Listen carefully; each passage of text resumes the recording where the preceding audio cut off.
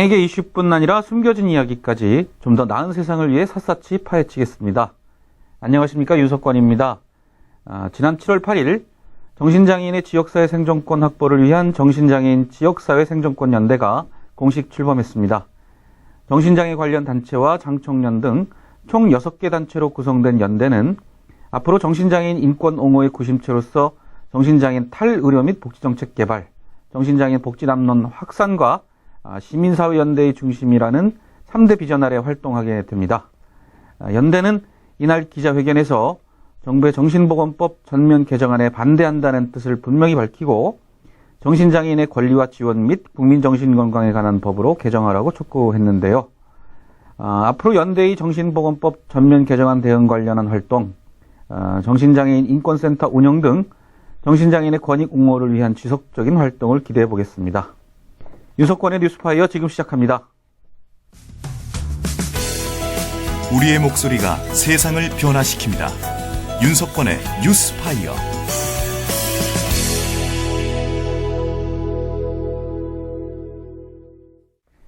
장애계 이슈 헤드라인부터 장판의 숨은 헤드라인까지 여러분들께 낱낱이 전해드리는 장판 포커스 시간입니다.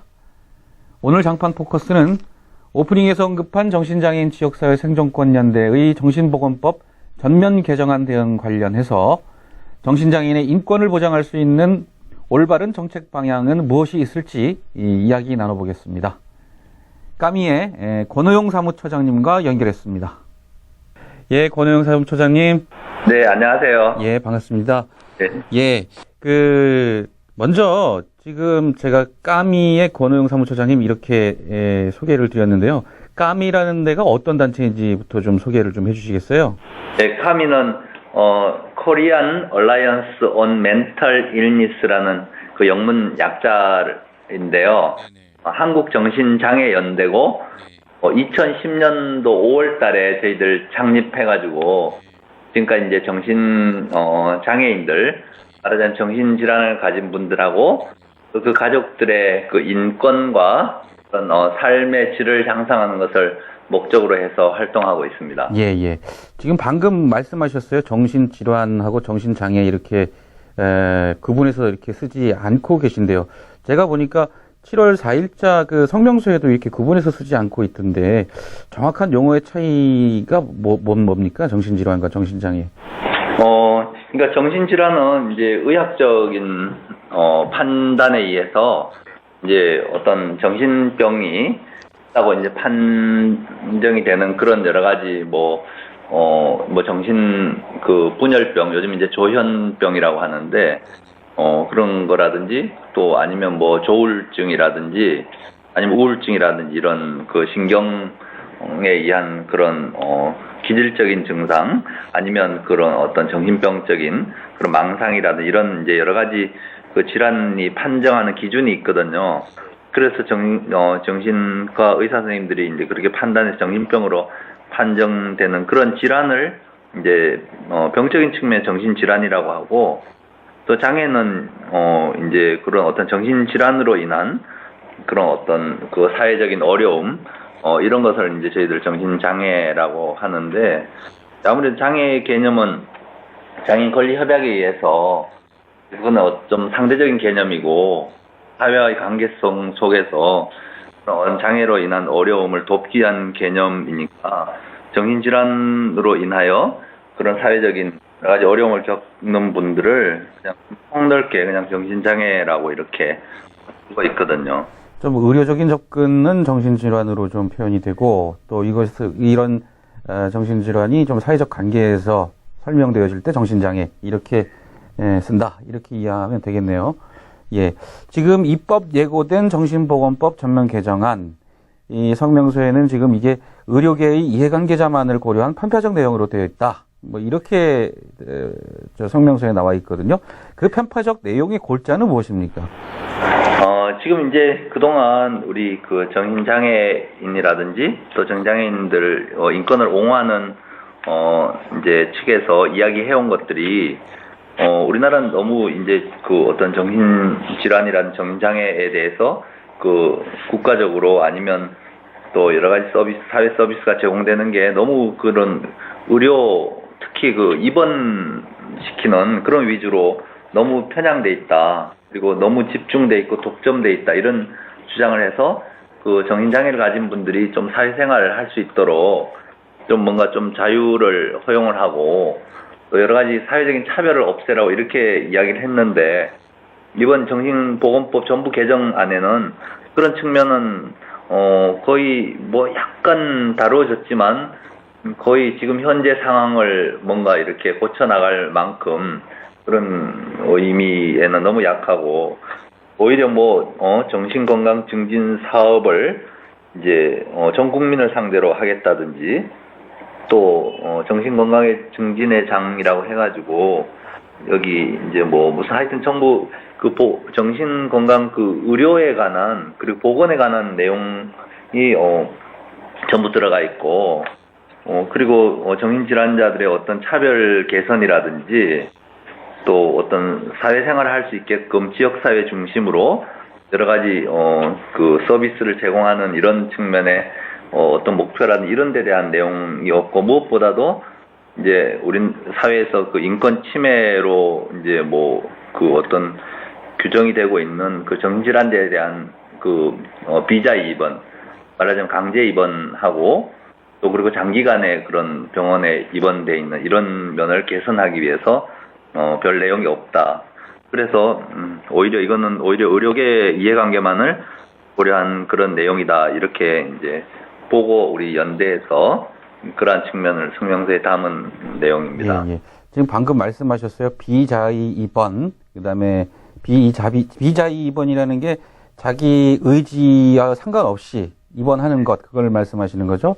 그다음에 장기 입원의 문제에 대해서도 말씀하셨는데 지금 현재 정신장애인 숫자하고 그렇다고 하면 이 정신장애 숫자하고 정신 입원 병상 수 그리고 또 지금 아마도 그 지금 의료계가 지금 정신보건법과 관련해서 지금 입원을 중심으로 해서 좀 뭔가 독점적인 지금 어떤 체계를 좀 구축하려고 한다 이렇게 말씀하셨는데 그러면 여기서 어떤 그 입원 의료비라든가 또 관련한 여러 숫자들 통계들 이런 게 있을 것 같은데요. 여기에서는 어떤 좀 드러나는 어떤 그 지금 뭐 그 지금 총장님 말씀하시는 주장을 뒷받침하는 어떤 근거들이 있을 것 같거든요. 이런 숫자 속에서 그걸 좀 한번 좀 설명해 주시죠. 지금 아마 정신장애인 숫자가 아마 장애인 실태 조사라든 이런 이제 통계 수치가 나와 있는데 한 등록된 정신장애인들 숫자가 한 10여만 명 되는 걸로 알고 있거든요. 정신장애인으로 등록한 숫자가 네. 10여만 명. 네. 네. 네. 근데 이제 꼭 정신질환자로 입원된 사람하고 장애인하고 꼭 같이 똑같이 일치되는 건 아니지만 대충 그래도 비교적 뭐 장기 입원하면 만성 환자라는 이런 분들이 이제 아마 장애인 등록을 했을 텐데 지금 현재 병상 수가 정신병원 입원 병상 수 한 8만여 개가 되는 걸로 알고 있어요. 8만여 개. 네. 상당히 많네요. 네. 그리고 또 요양원에 한 2만 명 가까이. 요양원에 또 2만 명. 네. 그래서 한 10만 명 가까이가 이제 입원돼 있는데 그럼 평균 입원 일수가 거의 한 200여일 이상 되는 걸로 지금 통계가 이제 국가인권위원회라든지 이런 통계가 있거든요. 한 사람이 네. 병원에 입원해 있는 평균 입원 일수가 200여일이나 된다고요? 네. 네, 네. 그리고 또 뭐 요양원 같은 데는 뭐 평균이 2,000일이 넘어요.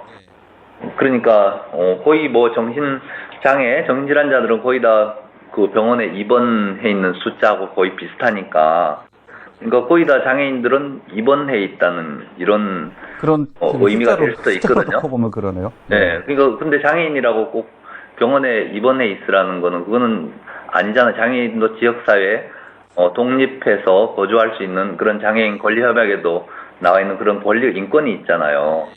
그리고 또 비자의 입원이라는 거는 어떻게 본인의 그 의사에 반하는 거니까 자유를 박탈하는 거잖아요. 근데 어디 질병이 있다고 해가지고 본인 의사에 반해서 병원에다 입원시키고 하지 않잖아요.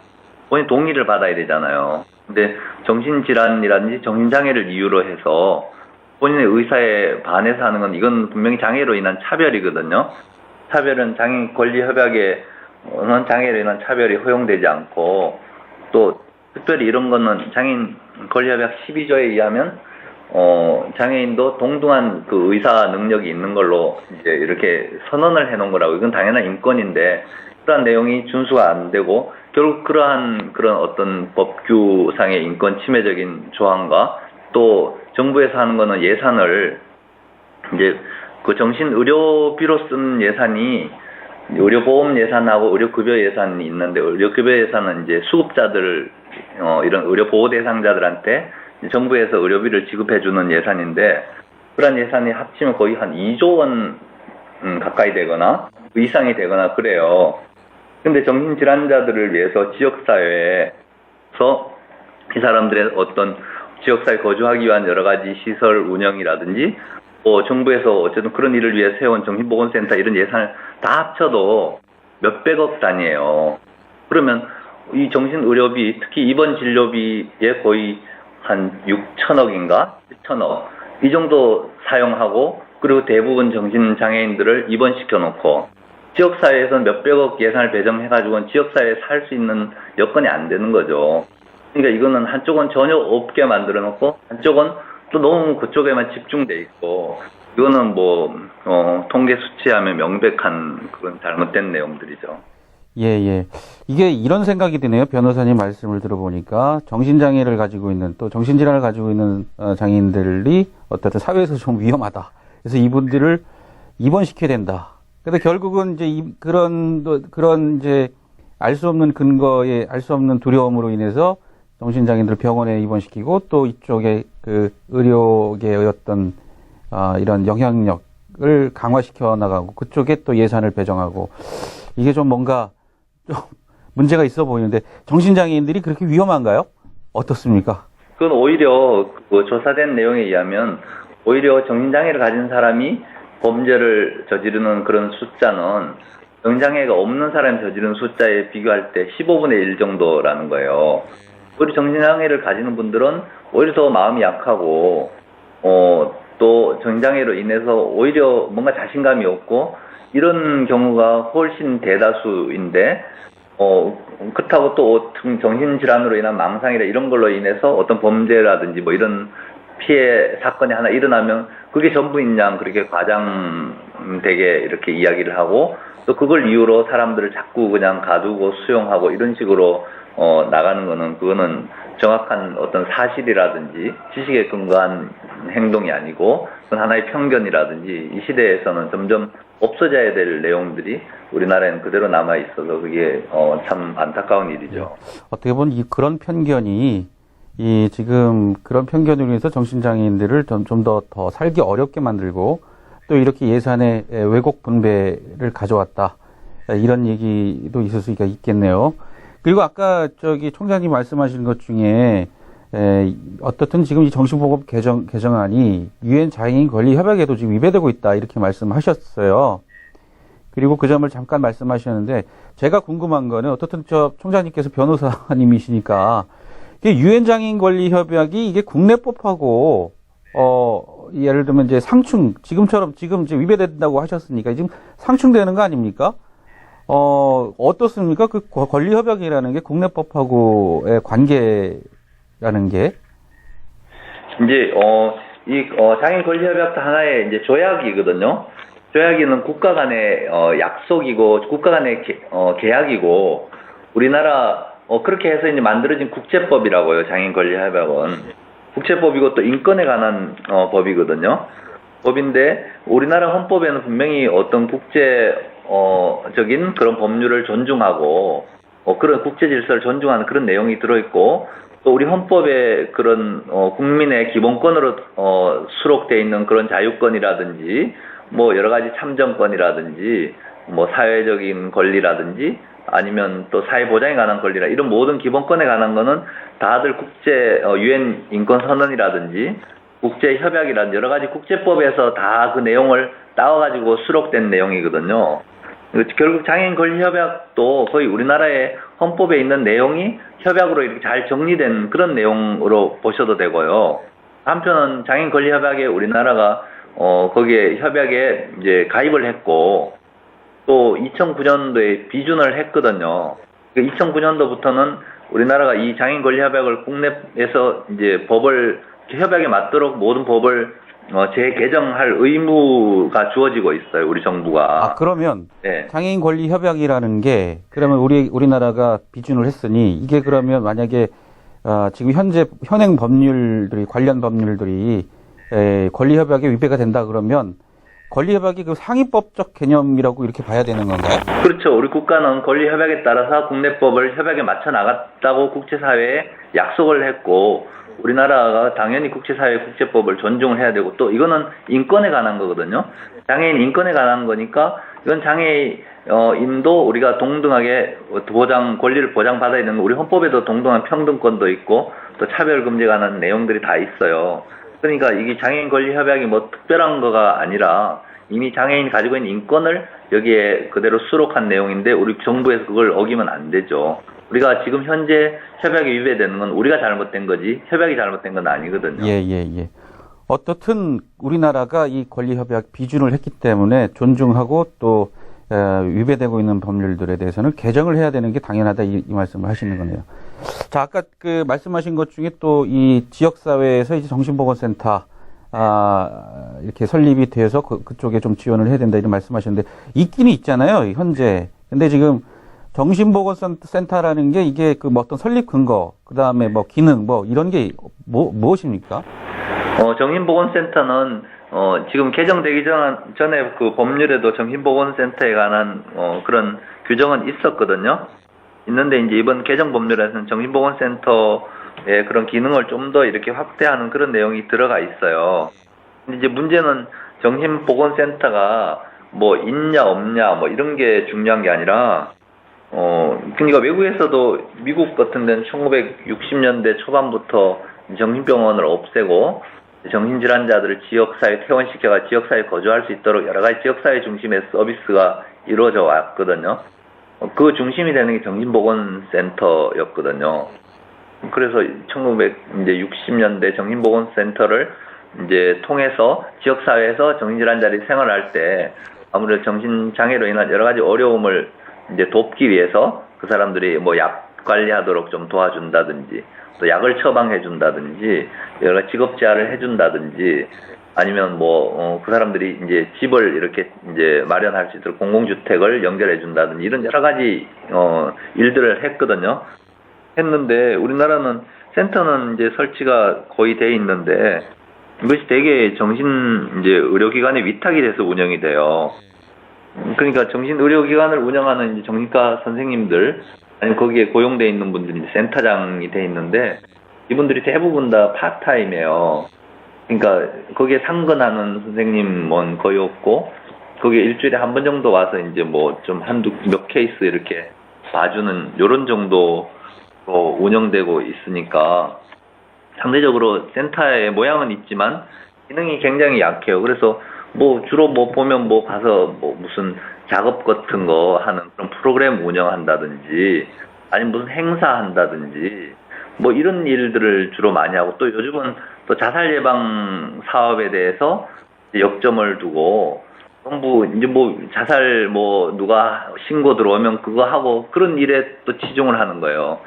정신질환자들이 지역사회에 살기 위해서 센터를 만들어 놨는데 일들을 본래의 기능을 다하지 않으니까 정신질환자들은 어디가 도움을 청할 곳이 별로 없는 실정이거든요. 그러니까 정신보건센터가 좀 기능을 원래 기능은 정신질환자들이 입원을 가급적이면 좀 줄이고 입원되지 않고 사회에 나가서 사회생활에 하나의 통합돼가지고 참여하게끔 돕는 그런 기관으로서 기능을 회복해야 될 것 같아요.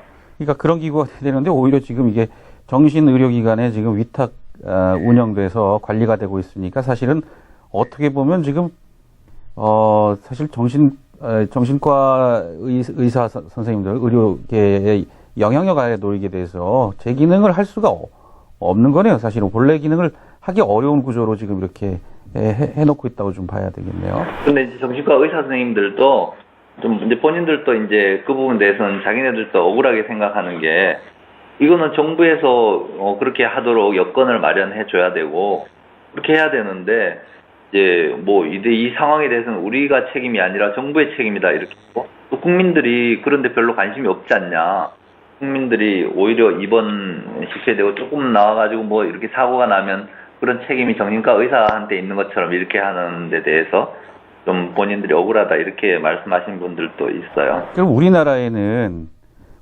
방금 그 이 정신보건센터 본래의 그 기능과 역할을 충실히 하는 그런 정신보건센터가 한 군데도 없습니까? 나름대로 다들 이제 애는 쓰셔요. 거기에 있는 분들도 쓰시는데, 이제 원칙적으로 예산이 아까 말씀드렸듯이 지역사회에 살기 위한 그 정신보건센터 뭐 직원만 해도 얼마나 많겠어요. 그 다 합해도 몇백억 밖에 안 되고, 이쪽은 뭐 몇천억, 뭐 2조 가까운 비용을 가지고, 정신질환자들을 데리고 있는데 하고, 지역사회에 거의 인건비 정도 사업비도 거의 없고, 인건비도 거의 늘어나지도 않고, 그러니까 이분들이 뭐 그렇게 용기를 가지고 할 수도 없고 또 권한도 별로 없어요. 파타임으로 일하시는 전과 선생님들이 장이잖아요. 그 밑에 일하는 뭐 사회복지사라든지 뭐 간호사 이런 분들은 아무래도 권한이 약하고 또 정부에서 어떤 본연의 그런 정신질환자들이 지역사회 퇴원해 사는 쪽에 이런 방향을 두고 이제 뭐 여러 가지 평가를 하는 게 아니라 오히려 그런 쪽에는 약하고 뭐 다른 자살 예방 이런 사업의 실적 위주의 이런 일을 하기를 너무 기대를 하니까 그런 거 하다 보면 진짜 정신질환자들이 지역사회에 돕는 일은 거의 할 수가 없는 형편인 것 같아요. 그런 본래 기능을 하기가 좀 어렵다 구조상 이렇게 말씀하신 거군요. 제가 또 우리나라의 이 정신보건 정책이 국제적 위신을 추락시키는 사건이 있었다면서요? 예, 이거는 사실 좀 말하기 창피한 얘기긴 하지만 우리나라가 앞으로 더 잘 되기 위해서는 제가 좀 창피한 얘기도 자꾸 좀 하는 입장인데요. 2009년도에 케이블 뉴스 같은 데도 보도가 됐더라고요.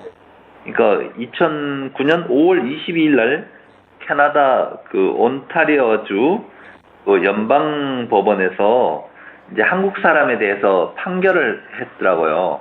그분은 이제 오미숙이라는 한국 여성하고 그 딸이 이제 캐나다에 와서 그 자기네들을 이제 난민으로 받아달라고 이렇게 신청을 했어요. 예, 난민이란 거는 뭐 북한에서 박해를 방해가지고 탈출해가지고 난민 신청한 이런 거잖아요. 네. 그 나라에는 살 수 없는 박해받는 사람이 신청한데, 근데 보니까 이분이 정신질환자예요. 그 여성이. 그래가지고 조사를 해보니까 보니까 한국인 그 오미숙 씨의 딸인 아동이 한국에서 정신질환자의 딸이라는 특별한 사회적 그룹으로 분류가 돼 있고, 예, 그 아동은 아동시설에서 부적절한 주거에 생활하며 정서적인 지원을 받지 못하였고 학교도 가지 못하고 정신병원에 입원한 어머니 상황에 대한 정보도 가질 수가 없었고, 그래서 그 아동의 기본적인 인권이 침해됐고 그 정도는 난민을 받아줄 만한 박해에 판단된다고 이렇게 판결에 나왔어요. 그리고 그것뿐만 아니라 캐나다 법원은 난민으로 인정된 한국 여성이 제출한 서류상의 증거에 의해서 한국 정신건강 시스템 전체에 대해서 어떤 판단을 했냐면요. 수시로 인권 침해가 일어나고 있다고 판단을 했고, 그 내용은 불법적이고 강제적인 입원이 이루어지고 있고, 또 입원 치료를 적절하고 효과적으로 종료하지 않는다고 판단했고, 또 의무 기록이 조작되고 있다고 판단을 했고, 예, 그리고 정신의료기관에서 환자의 퇴원을 거부하고 있다고 판단을 했고, 또 불법적인 분리와 감금을 하고 있다. 예, 그리고 또 불합리한 통신의 자유를 제한하고 있다. 예, 그리고 시설에 CCTV를 과도하게 설치해 놨고, 또 폭행이 자주 일어나고 있다. 이런 점을 캐나다 법원에서 인정을 했어요. 한국이 이런 식이다. 그렇게 해서 한국 인권 침해 국가라는 거, 정신질환자에 관한 이런 식으로 판단한 판결이 있었고, 또 그 이전에 2006년도인가 미국의 그 데니얼 피셔라는 분이, 그러니까 정신질환자들이 자기 스스로 이렇게 회복하도록 이렇게 도와야 된다는 이런 이제 신념에 근거해가지고 서비스를 제공하는 그런 전문가거든요. 그 우리나라 인권위원회가 이제 그분을 초청해가지고 이제 강의를 듣고 했는데, 이분이 미국에 돌아가가지고 어떤 글을 쓴 내용을 제가 인터넷에서 우연히 찾았는데, 보니까 그분이 한국이 한 40년 전에 미국 상황하고 비슷하다고. 예, 그러니까 미국이 그 정신병원에 그 탈원화하기 전에 입원시켜 놓은 그런 상황 비슷하다고 이렇게 이야기를 하면서 이제 한국에 대해서는 정신보건법 그 24조가 정신질환자 본인의 자의에 반하고 가족들하고 정신과 의사가 판단해 가서 입원시키는 이런 규정은 이거는 인권 침해니까 개정하라고 자기가 의견을 이제 주고왔다고 이렇게 글을 쓴 게 있더라고요.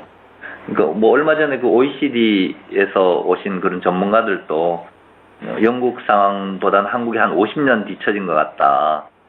그래서 이제 그런 부분들을 이야기를 하더라고요. 그러니까 누구나 이렇게 외국에서 와보면 한국의 현재 정신질환자들에 대한 뭐 치료라든지 또 이분들에 대한 어떤 그 병원에 입원시키고 또 비자 입원시키고 장기간 입원시키고 이런 내용들이 말하자면 이제 국제사회에서는 없는 내용들이 이루어지고 있다는 걸 누구나 다 그렇게 이야기를 하더라고요. 그러니까 우리나라가 좀 어떻게 보면 이런 부분에 대한 국민적인 인식이 좀 있어야 될 것 같은데 아직은 너무 관심이 좀 부족한 것 같고 우리가 스스로 좀 뭔가 뭐 좀 둔감해 있지 않나 이런 생각이 들어요. 참 이게 부끄럽다는 생각이 드는데요.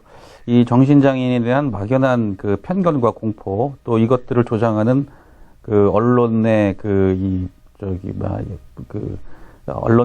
언론의 환경, 언론 환경 이런 것들이 좀 개선되지 않고서는 지금 말씀하신 이 좀 부끄러운 한국의 정신보건 정책이 쉽게 바뀌기가 쉽지 않겠다 이 생각이 드는데요. 우선 지금 의료 독점 전달 체계를 개선하고 그렇다고 하면 이 정신장애인 인권을 보장할 수 있는 이 올바른 정신보건 정책의 방향 성명서에서 잠깐 나와 있긴 합니다만 어떤 대안 이런 것들 간단하게 좀 정리를 해서 좀 말씀을 좀 해주시겠습니까? 예, 사실 그건 뭐 그렇게 쉽지는 않은 내용이지만 그래도 생각한 거는 일단은 적어도 인권을 보장하는 그런 의료가 돼야 되겠다. 예, 그리고 또 정신질환자들을 치료한다고 한다면 치료 효과 있는 그런 그 의료 행위를 해야 되겠다. 이제 환자들을 잠깐 정말 이렇게 병원에 어쩔 수 없이 입원시켜야 될 경우가 있잖아요. 그렇다 하더라도 그 기간이 지나면 이제 본인이 사회에 돌아가서 생활하게끔 그렇게 하는 그런 모든 절차라든지 배려가 있어야 되는데 그런 데 대한 배려가 없고 일단 그냥 제대로 판정도 제대로 이루어지지 않고 그냥 입원시켜서 일단 입원 기간 6개월이나 돼요. 우리 법에 의하면. 그리고 6개월 후에 심사를 하는데 심사를 해도 거의 다 다시 입원 기간이 연장이 돼요. 정신병원에 한번 잘못 입원되면 이 사람은 다시 사회에 재활하기 어렵게 되는 거예요. 요즘 사회에서 6개월간 자기 직장이나 가정에서 떨어져 있으면 이혼하게 되고 직장 잃게 되고 다시 사회에 어떻게 다시 적응을 해요. 그러니까 그거는 의료의 어떤 정신이 아니라고 생각이 되거든요. 그래서 일단 의료의 질을 높여야 될 것 같아요. 정신의료가 전 세계적으로 그러니까 일주일 안에 입원하더라도 일주일 안에 퇴원하는 게 거의 대부분이고 그분들이 이제 퇴원해가지고 그 후에 약 관리라든지 지역사회에 다시 재활해서 생활하게끔 정서적인 안정을 도와주는 여러 서비스들이 이루어지고 있거든요. 이루어지는데 그런 측면에서 일단 인권이 보장되는 그런 그 정부의 정책이라든지 서비스가 가장 기본이 돼야 될 것 같고요. 그리고 이제 일단 재원을 사용하는 데 있어서 이걸 너무 그 의료에 이제 아까 독점이라고 했는데 이거는 이제 의사결정에 있어서 그러니까 소비자들이라고 할 수도 있고 이용자들이라고 할 수 있는 정신장애인 당사자들 또 이들을 그 옹호하는 뭐 각 그 NGO라든지 또 아니면 가족이라든지 그 정장애인들을 위하는 사람들을 정부의 정책 뭔가 수립 과정부터 참여를 시켜야 되고요. 지금도 정신보건법 입법 예고안 만들었는데 입법 예고 나올 때까지도 우리 단체도 심의 그 초안도 전체를 안 보여줬어요. 그렇게 일방적으로 하면 안 되거든요. 또 그분들이 정신장애인들 입장을 잘 모르잖아요. 모르면 본인들한테 충실하게 보여주고 어떠냐 이렇게 물어가면서 해야 제대로 된 정책이 나오고 그래서 뭔가 의사결정 과정에 당사자들을 참여시켜라. 그래야 독점이 안 일어나고 또 아무래도 거기 참여한 사람들은 자기 집단의 이해관계는 자기 직업의 이해관계 이런 걸 다 따져가지고 법안을 만들거든요. 지금 법안의 내용도 보면 정신의료 쪽에서야 뭐 국민들 상대로 뭐 보건의료 서비스를 확대하는 거니까 어제 수입이 늘어날 수 있는 요지가 있잖아요.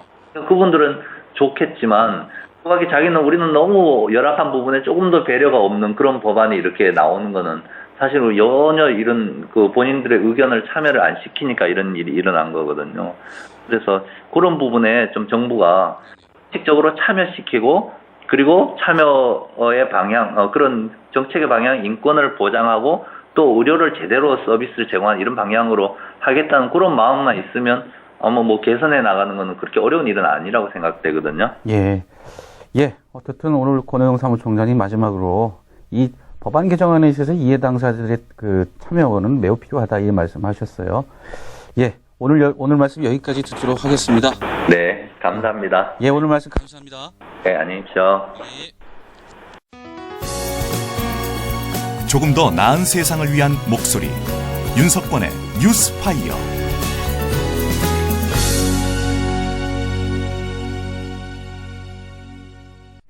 장애인뿐 아니라 모든 사람들이 편하고 행복한 여행을 할 수 있다면 얼마나 좋을까요? 전국을 다니며 이동권과 편의시설이 갖춰진 여행지로 개선시키기 위해 2바퀴로 전국을 다닙니다. 박윤영의 여행의 재발견 시간인데요. 오늘도 우리나라 곳곳이 모두에게 행복한 여행지가 되기를 바라는 마음으로 여행을 다니고 있는 리포터 박윤영 씨와 만나봅니다. 오늘은 어떤 여행지로 떠나가야 될지 궁금한데요. 윤영 씨. 네, 안녕하세요. 예. 반갑습니다. 예, 반갑습니다. 윤영 씨. 예. 오늘 우리에게 소개해 줄 여행지는 어딘가요?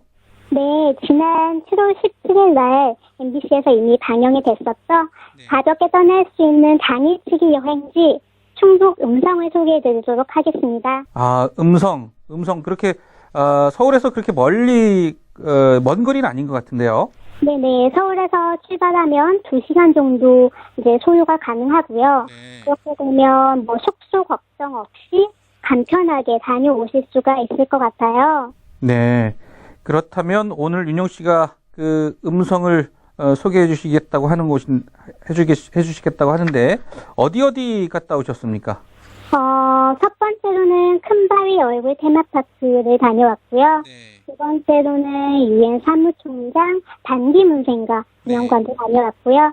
마지막으로는 그 음성 냉동 수박 선별산도 다녀왔습니다. 네. 자, 그럼 차례대로 그러면 설명을 좀 들어보도록 할까요? 큰바위 조각공원. 이 어떤 곳입니까? 정확히는 큰바위 얼굴 테마파크이고요. 여기는 첫 번째로 다녀온 곳인데 그 큰 바위 얼굴들이 있는 만큼 그 규모도 어마어마합니다. 예. 규모가 여기가- 얼마나 돼요? 네, 여기가 17만 평이라고 합니다. 17만 굉장히 평이요? 넓죠. 네. 네, 아주 정말 상상이 안 갈 정도로 넓은데 여기에 3,000여 명을 21년 동안 조각해서 세워놓은 공간이라고 해요.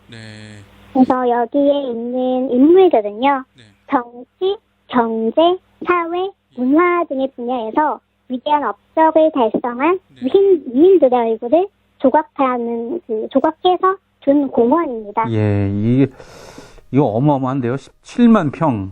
네, 가늠하기가 어려운데요. 이 17만 평이라는 규모가. 저도 그때 촬영을 갔지만, 거의 뭐 3분의 1도 다 못 들고 온 것 같아요. 그만큼 아주 넓었습니다. 예. 21년 동안 3,000명의 조각상을 여기다가 조각해서 여기다가 전시를 해놨다. 이 도대체 어떤 분이시길래 도대체 이런 어마어마한 일을 하시게 된 건지 그게 궁금하네요. 네, 어느 단체나 이런 곳에서 관리하는 건 아니고요. 개인이 하시는 건데, 이제 이분은 워낙에 인물들에 대해서 관심이 예전부터 있었고요. 그리고 어린이들이 이곳에서 그 인물 공부를 하고 갔으면 좋겠다라는 뜻을 두고 세계 최초라고 자부하시면서 이곳을 갖고 오셨다고 합니다. 이거 개인이 운영하는 거라고요? 네네네. 예. 자, 근데 우리가 보통 보면 이게 그 공공기관이나 이런 데서 운영하는 곳이라고 하면 그래도 어느 정도 장애인들이 이동할 수 있을 만한 이런 편의시설, 이런 것들을 좀, 그래도 어느 정도는 갖춰놓잖아요. 이제 개인이 운영하시기 때문에 어떨지 잘 모르겠어요. 불편한 점은 없으셨어요? 이분이 네. 처음부터 그렇게 뭔가 장애인 편의성을 생각하고 염두하고 만들어 놓은 곳은 아닌 것 같아요. 네. 여기 보면은 아쉽게도 장애인 화장실이 없더라고요. 네. 그래서 그런 걸 느꼈고, 하지만 그 조각상까지 접근하는 데에는 네. 특별하게 뭔가 그 장애물들이 있지는 않았습니다. 네, 네. 어떻습니까? 거기 조각상 구경하시면서 그 기억에 남는 조각상이나 좀 그런 게 있었습니까? 워낙 조각들이 많아가지고요. 뭐 이것저것 구경하느라 정신이 없었는데, 지나가다가,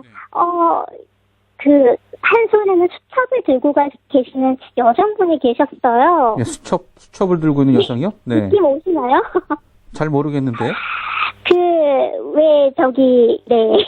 현재 대통령으로 계시는, 네네. 한때 그 수첩 공주라고 불리셨던. 네네네. 현직 대통령. 네네네. 네, 그래서 정말 예. 그런 인물들의 특징을 예, 잘 잘 잡아서, 예. 네네, 조각을 해 놓으셨구나를 그때 많이 느꼈습니다. 네. 하긴 인물이 3,000명 정도 되면 각계각층의 전 세계 각계각층의 인물들 당연히 그 현직 대통령도 들어갈 만하다 이런 생각이 좀 들긴 하는데 어떻든 특징을 잘 살려서 이렇게 조각을 한 모양인가 보네요. 예. 그 방송을 보니까 윤영 씨 특별히 만나고 싶던 사람으로 오프라 윈프리를 꼽으셨던데 왜 그러셨어요? 지금은 되게 유명한 토크쇼를 진행하고 계시잖아요. 그런 모습에서 멋있다를 느꼈는데 그분의 뭔가 그런 히스토리를 알고 나니까 그분의 삶이 또 평탄치가 않았다고 하더라고요.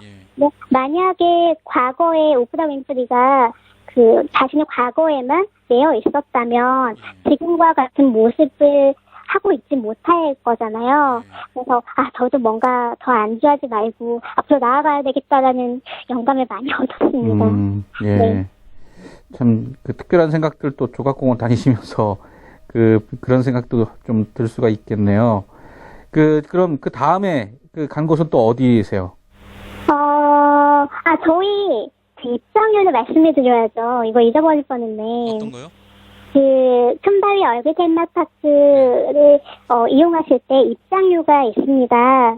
그렇구나. 입장료. 네네. 여기는 개인이 하는 것이기 때문에 무료 입장은 안 되고요. 개인은 6,000원을 내셔야 하고 경로 장애인은 5,000원이고요. 다만 단체로 갔을 때는 4,000원의 입장료를 내시면 되겠습니다. 그러면은 윤영 씨 혼자 가면 5,000원. 또 윤영 씨하고 또 비장애인 활동보조인 같이 가면 6,000원, 5,000원에서 11,000원.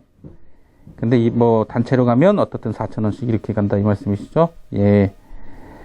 예. 그 다음 소개해 주실 곳은 어디죠? 다음으로 찾은 곳은 유엔 사무총장 반기문 생가 기념관인데요. 여기는 유엔 총장의 시골 마을 책벌레였던 어린 시절부터요. 학창 시절, 외교관, 사무총장에 이르기까지 그 전 과정을 다 볼 수 있는 기념관입니다. 예. 살아있는 분, 현직에 지금 유엔 사무총장 하고 계신 분에 대해서 이렇게 생가를 꾸몄다. 그리고 이제 많은 사람들이 와서 보게 만들었다. 이게 좀 특별한데요. 특별하기도 하고. 굉장히 저도 자긍심이 느껴지더라고요. 예. 네. 이게 생가는 어디서 조성한 겁니까? 이곳은 음성군 문화공부과에서 관리하고 계시더라고요. 네네. 군청에서 지원을 해서 이 생가를 꾸몄다는 거군요. 네네. 그래서 어린 친구들과 가면 굉장히 미래에 대해서 동기부여도 될 것이고, 그리고 반기문 총장님의 모든 것을 공부할 수 있어서 참 좋은 곳이에요. 하지만 여기서도 이제 만족하지 못하는 것들이 곳곳에 눈에 띄었는데, 첫 번째는 반기문 생가를 초가집으로 다시 이제 복원을 했어요. 네, 옛날 살던 집이었구나. 네. 네네. 근데 이거는 처음부터 그 집이 있었던 건 아니고, 2010년에 복원했다고 합니다. 그래서 초가집 하면 그냥 흙 마당이 대부분이잖아요. 네. 근데 이게 흙길이다 보니까 제가 갔을 때는 그 전에 비가 왔었는지 이렇게 마당에서부터 입구까지 이렇게 물길이 트여 있더라고요. 근데 아시잖아요. 물길이 트이면 이게 골이 생기면서 필터가 정말 접근하기가 힘들어집니다. 물도 튀고, 옷에 물 튀기고, 뭐, 이렇게, 얼룩지고, 그리고 그다음에 그 길이 울퉁불퉁해지니까. 울퉁불퉁해지고, 또 웅덩이에 또 물이라도 고여 있으면 또 바퀴가 헛돌 수도 있고. 네네. 그래서 휠체어 진입이 좀 어려운 게 굉장히 아쉬웠고요. 그리고 제가 음성을 여행하면서부터는 굉장히 계속 내내 화장실이 편하지가 않았어요. 전에 앞서 갔던 곳도 장애인 화장실이 없었고요. 그래서 제가 여기에 올 때는 드디어 이제 화장실을 갈 수 있겠구나 정말 기대하고 왔는데 아니 본관에는 장애인 화장실이 없더라고요. 그럼 어디 있습니까? 그래서 여쭤봤더니 그 본관에서 100여 미터 떨어진 곳에 공원 단지가 하나 더 조성이 되어 있습니다. 거기에만 장애인 화장실이 있다고 합니다. 또 여쭤보니까 또 평소에는 잠궈놓고요. 이렇게 장애인이 오셔서 데스크에 여쭤봐야지만 그 열쇠를 가지고 같이 출동을 하는 것 같더라고요. 그래서 이것도 굉장한 실망감으로 다가왔습니다. 이거 반기문 총장님께서 이 세계 평화를 위해서 그렇게 애써주시는데, 정작 저의 베스트 평화를 그러게- 지켜주지 못하셨어요. 그러게 말입니다. 이거 반 총장님을 원망해야 되나요? 아니면 또 음성군청을 원망해야 되나요? 이 반 총장님, 그가 아니겠습니까? 그러게 말입니다. 네네. 야, 이거 사실 그렇지 않습니까? 이 뱃속 활동이 원활하지 못하면, 이건 장애인이건 비장애인이건 정말 여행이 즐겁지 못하죠. 즐겁지 못하죠. 근데, 네. 거기서 100여 미터나 떨어진 곳에 가 있다. 이거 정말 문제가 아닐 수 없는데요. 예. 정말요, 네. 정말 고생하셨겠네요. 참, 네. 자, 그러면은, 어떻든 그런 우여곡절을 다 뒤로하고, 또, 이제 간 곳이 계시죠? 예. 네네. 그 다음으로 찾은 곳, 마지막으로 찾은 곳이 음성 맹동 수박 선별장이에요. 맹동 수박 선별장. 네. 네. 맹동은 이곳 마을 이름이라고 합니다. 네. 그리고 여기는, 음성에만 있는 옹골찬 수박이라는 브랜드까지 있어요. 그래서 당도가 굉장히 높아서 음성의 자랑으로 손꼽힌다고 합니다. 네, 저희가 찾은 곳은 선별장이어서요. 일반 그런 구매를 희망하시는 분들은 조금 부적합하시고요. 대신에 여기에 오시면 6월 중순부터 7월까지는 수박 그런 축제도 있다고 해요. 그래서 다음에 찾으실 때 이 축제 기간을 맞춰서 오시면 정말 재미있는 추억이 될 것 같습니다. 예. 얘기를 나누다 보니까 그런 맛있는 수박 고르는 법이 좀 있을 것 같은데, 혹시 좀 알려주실 수는 있나요? 저가 또 배워왔습니다, 음성에서. 네. 그래서 이렇게 설명을 해주셨는데, 그 수박을 보면 까만 선이 있잖아요. 까만 선, 네. 네네, 이 선이 선명해야지 맛있는 수박이라고 합니다. 첫 번째는 그 까만 선이 설명해야 된다. 예. 네네. 그 다음으로는요? 그리고 네. 두 번째는 배꼽이 작고 튀어나오지 않아야 하는 거고요. 배꼽이 작고, 네, 튀어나오지 않아야 합니다. 그럼 약간 오목하게 들어가 있어야 된다는 얘기군요. 네네. 예. 그 정도로 좀 작아야지 맛이 좋고요. 그 다음으로는, 아시죠? 이렇게 통통통 두드려봐서 소리가 좋은 거, 고르라고 하셨는데, 솔직히 이렇게 통통 이렇게 두드려봐서는 잘 잘 모르잖아요. 모르겠더라고요. 저도 잘 모르겠는데. 네, 그래서, 육안으로 봤을 때 까맣고, 그리고 배꼽이 튀어나오지 않는 것을 고르면 충분히 맛있는 걸 고르실 수 있을 것 같아요. 네. 야, 윤영 씨 이제 여행 다니면서 이제 과일 고르는 건, 맛있는 과일 고르는 법까지. 네, 예. 만물 덕사가 되겠어요, 정말. 그러게 말입니다. 네. 자, 그러면 이렇게 여행지들을 이제 두루두루 다니셨잖아요. 그러면 혹시 음성에는 이 특별교통수단이 있는지, 특별교통수단이 있습니까? 음성에는 좀 작은 시골 마을이라서 없을 것 같긴 한데. 저도 그게 굉장히 걱정이 돼서 제가 따로 조사를 해보았는데요. 음성에는 거돌이 장애인 콜택시가 운행 중에 있더라고요. 거돌이. 네, 거돌이 장애인 콜택시. 이거는 고돌이라고 하면 안 되겠죠? 거돌이. 자칫 잘못하면 네. 네, 오해의 소지가 있네요. 네.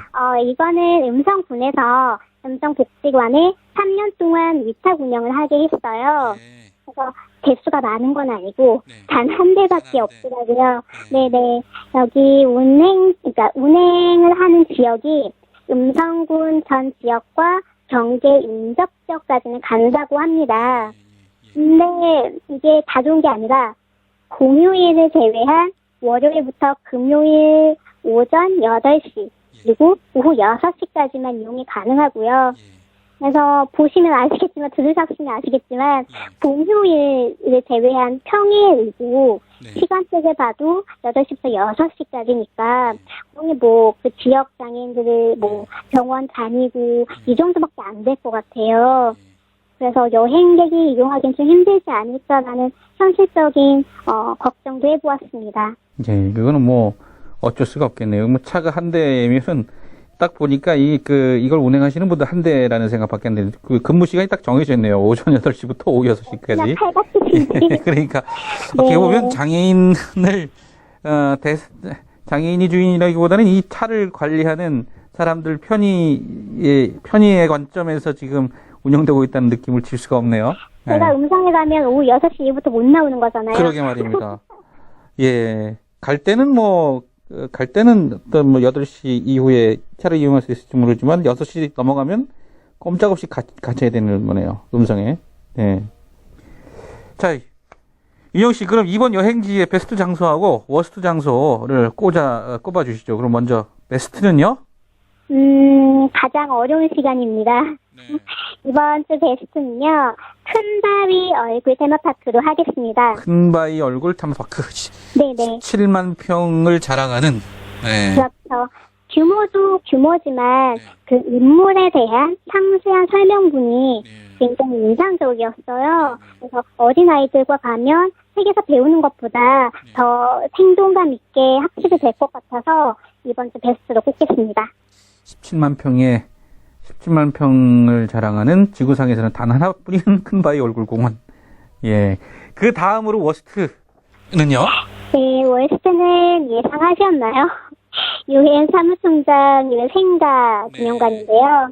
여기는 기대한 만큼의 편의시설이 갖춰지지 않았기 때문에 역시 뭐랄까 기대가 크면 실망도 커서일까요? 그래서 이번 회에 월스트로 꼽도록 하겠습니다. 예. 반기문 총장님께서 세계 평화를 위해서 애써주시지만 정작 윤영 씨의 뱃속 평화를 지켜주지 못한, 예. 반기문 생가를 워스트로 꼽아주셨다 이 말씀이시죠? 저기 반기문 총장님이 이 방송 들으신다고 하면 이게 당장 또 여기 한국에 날라오시는 거 아니신지 모르겠어요. 예. 좀 가져가서 들려드리고 싶어요. 네, 이 방송을요. 네. 예, 어떻든 우리 윤영 씨, 세계 유명인의 얼굴 또 세계 유명인의 꿈을 만날 수 있는 곳 오늘 충북 음성으로 윤영 씨의 설명 자세히 들어봤습니다. 윤영 씨 고맙습니다. 네, 감사합니다. 예. 네, 지금까지 윤석권이었고요.